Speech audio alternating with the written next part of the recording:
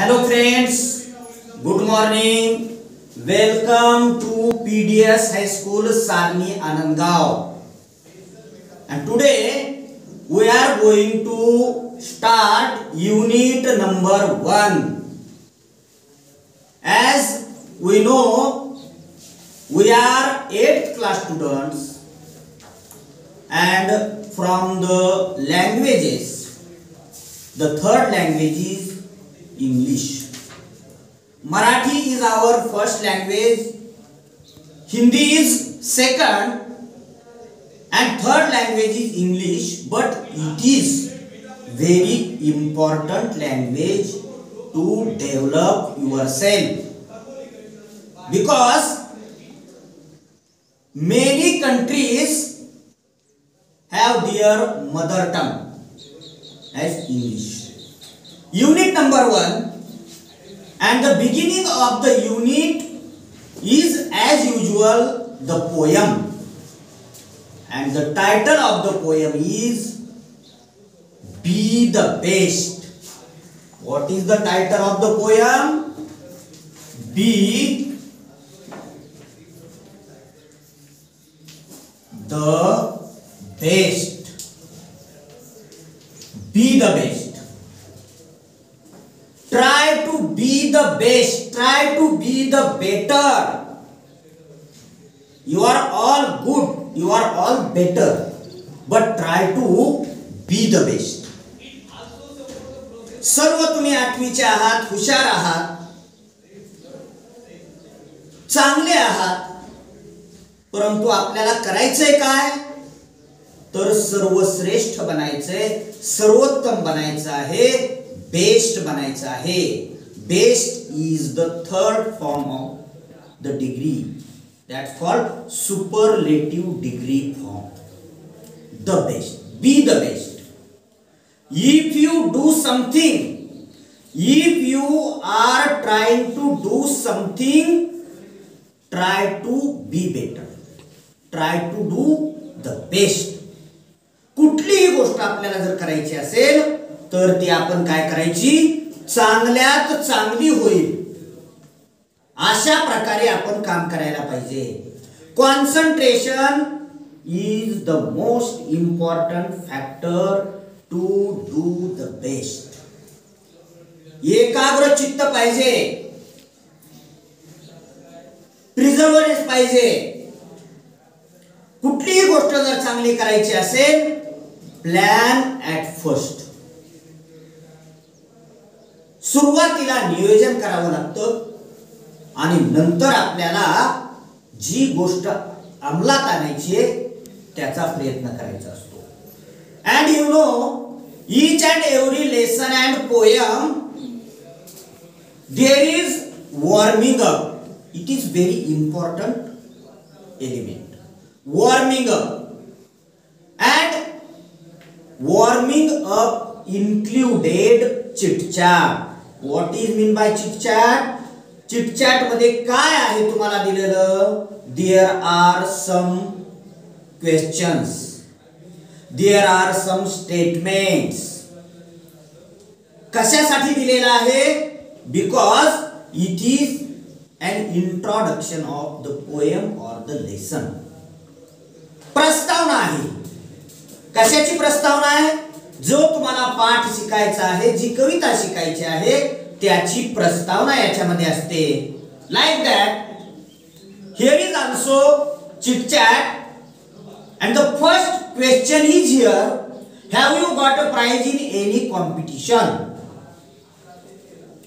As a school students, in the campus of school there are many competitions held by the sports teachers or other activity teachers, and the students participate in those activities and competitions.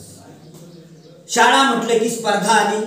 स्पर्धेमध्ये मग वक्तृत्व स्पर्धा असतील, खेळाच्या स्पर्धा असतील, चित्रकला स्पर्धा असतील, निबंध स्पर्धा असतील, अनेक स्पर्धा असतात. त्याच्यामध्ये तुम्ही आतापर्यंत भाग घेतलेला आहे का असा प्रश्न विचारलेला आहे. आणि मग जर भाग घेतलेला तुम्ही असेल तर yes I have participated or no I haven't participated any competition. It is most important to give the response. Teacher ask the question but student should respond their own. स्वतःचा जे काही स्वतःचं मत आहे ते विद्यार्थ्यांनी या ठिकाणी मांडणं गरजेचं आहे. The second question is how did you feel at that time. तुम्ही भाग घेतलाय का? तुम्हाला काही प्राइज मिळालेला आहे का? नुसता भागच घेतलेला नाही. तर पहिल्या प्रश्नामध्ये त्यांनी विचारलेले की कॉम्पिटिशन मध्ये तुम्ही भाग घेतला आणि तुम्हाला प्राइज मिळालं आहे का? आणि जर मिळाला असेल तर त्यावेळेस व्हॉट डिड यू फील. तुम्हाला त्यावेळेस कशा प्रकारची भावना तुमची झाली होती? काय वाटलं होतं? आनंद झाला, दुःख झालं, कुठली ना कुठली भावना आपली त्यावेळेस काय होते आपल्या मनामध्ये निर्माण होते. Yes I won the match, I won the prize. पारितोषिक मिळवलं. हॅपीनेस हा आपल्या मनामध्ये हा भाव जागृत होतो आणि मग आपल्याला जाणीव होते yes we can also do and we can also own the prize. The third question is have you ever failed in your efforts. तिसरा प्रश्न, आतापर्यंत तुम्ही जे जे प्रयत्न केले, जेव्हा प्रयत्न केले त्या प्रयत्नामध्ये तुम्ही अयशस्वी किंवा फेल झालात का? अपयश तुम्हाला त्याच्यामध्ये आलंय का? Yes we have been trying to do something. We are trying to study. We tried in the sports. Each and every time no one can win or no one can succeed. प्रत्येक प्रयत्न आपल्या मनासारखाच त्याचं output येतं किंवा प्रत्येक प्रश्नामध्ये प्रयत्नामध्ये आपल्याला यशच मिळतं असं काहीही नाही. लक्षात ठेवा फेल होणं, अपयशी होणं that is the first step of the success.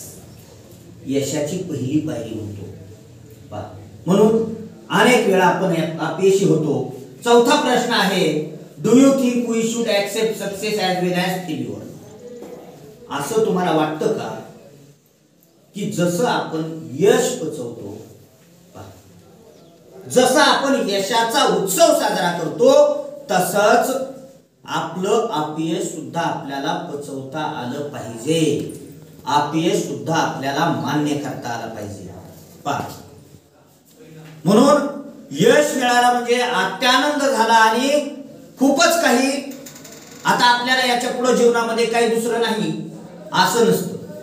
आणि एखाद्या गोष्टीमध्ये जर अपयश आलं तर आपल्याला पुढे कधीच यश मिळणार नाही असं काहीच नसतं. आणि म्हणून तुमचा विचार काय आहे? Do you think we should accept success as well as failure. असं वाटतं का तुम्हाला की जसं यश आपण पचवतो तसंच अपयश सुद्धा आपल्याला पचवता आलं पाहिजे, मान्य करता आलं पाहिजे. And the last and the fifth question is what will be your reaction if you are not selected in a team. In our school there are many teams, debating teams, sport teams, kabaddi teams, kho teams, cricket teams, and the sport teacher choose the students who are playing better.